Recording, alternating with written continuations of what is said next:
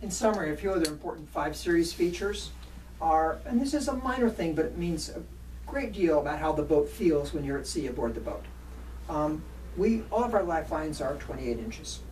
The difference between a 28-inch lifeline and a standard 24-inch lifeline, which is almost universal across every other builder, the 24-inch lifelines, means being able to stand erect and hold on to a lifeline, or having to bend over and hold on to a lifeline. And if you're making your way forward in the weather deck and any kind of seaway, being able to stand erect and have sure footing is a very important thing.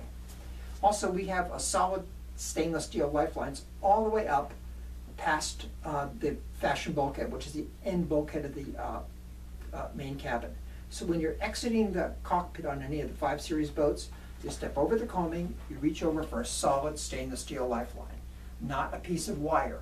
It's a much more secure feeling when you step out of the cockpit to be able to grab something solid and make your way to the weather deck, and step over the combing and grab a wiggly piece of wire. So all the 5 Series boats have solid stainless steel lifelines all the way up to the gate. An important feature, lead keels. Well, lead's a lot more expensive than cast iron. Cast iron is somewhere between a nickel and 15 cents a pound. Lead is about $2.50 a pound. So when you're buying a keel that weighs about 8,000 or 9,000 pounds for a production boat, it's a significant increase in cost to build that boat. But we believe in lead keels, and we want to hold that out as one of the strong 5 Series features. Lead keels are important for one obvious reason: far less maintenance. It doesn't matter what you coat a cast iron keel with. In a couple of years, you're going to have a major job getting rid of the rust on that keel. There's no epoxy in the world that's going to protect a cast iron keel from saltwater intrusion. The other, and not quite as obvious, but I think more important feature for lead keels is safety. If you are aboard a boat and you impact a reef going any speed at all with a cast iron keel, it transmits all the energy of that impact up through the structure of the boat into the passengers in that boat. If you have a lead keel, lead is somewhat malleable. Even though all of our keels have about 1% antimony added to the lead to make them a little bit harder than they would if they were just pure lead, because pure lead is very soft, it still gives you great impact absorbing capabilities. And that's important if you as I say, hit a reef or some solid underwater object. You want something to absorb the energy of that impact and not transmit it up to the hull. Because invariably what happens if you have a boat with a cast iron keel and you hit something, the bottom of the boat deforms to absorb that energy. Well, the bottom laminate may deform, but the structure inside doesn't deform. Often it just separates the structure inside from the hull laminate. It's inevitable. It's physics. There's no way to beat it. So you want something to absorb that energy so it doesn't deform the hull when it hits when you hit a reef. You can imagine the keel and you hit something, well, that's going to move that keel, right? Because there's a lot of inertia when you have a boat weighing 20,000, 30,000 pounds moving along at 6, 7 knots. And we've seen this. We've had Catalina 470s going 6 or 7 knots hit a reef. And I personally surveyed the boat. There was a pretty good dent in the keel, but there was not even a gel coat crack inside that boat. Had that been a boat with a cast iron keel, it would have been a very different result. And I've seen that. It tends to separate the whole structure inside the boat from the hull. So two good reasons. It doesn't hurt the passengers, and it preserves the boat.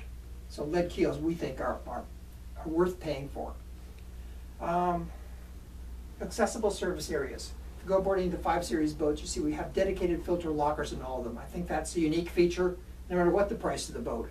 We've tried to gang all the filters into one accessible, well-lighted locker. You don't have to hang upside down with a flashlight in your mouth to be able to find it. They're right there, and they include the fuel filters and cooling water filters for both generators and primary engines. And in some cases, the siphon valve is there as well. But it's a great feature that's appreciated more by experienced sailors and people who've owned other boats and not had filter lockers, where you have to chase all over the boat to find where the filters and through hulls are, to have them all in one place. And engine access. Especially in the 445 and the 425, we paid a lot of attention to creating large locker doors where you can access the generator and the primary engine, because when you can get at it, you'll take care of it.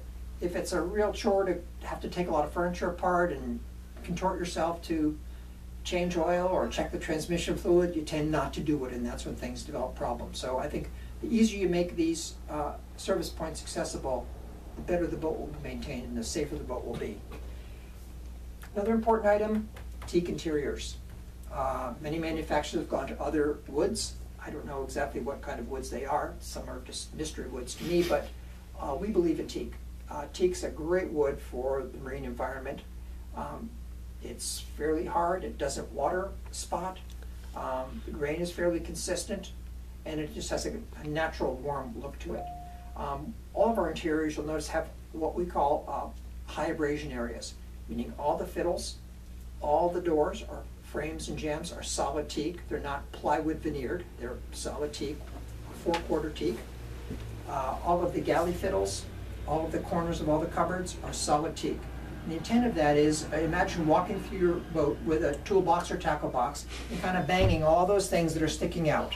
That's why all the corners are rounded, not square, but so that when you bang these, you want solid material there, so you have enough so you can sand through and touch it up. And touching it up is important. All of the varnishes and interior finishes we use are clear as water. They don't have any stain in them, and that's intentional. One, we want the beauty of the wood to come through, but two, you'll be able to touch it up without haloing around the perimeter of the area you've touched up.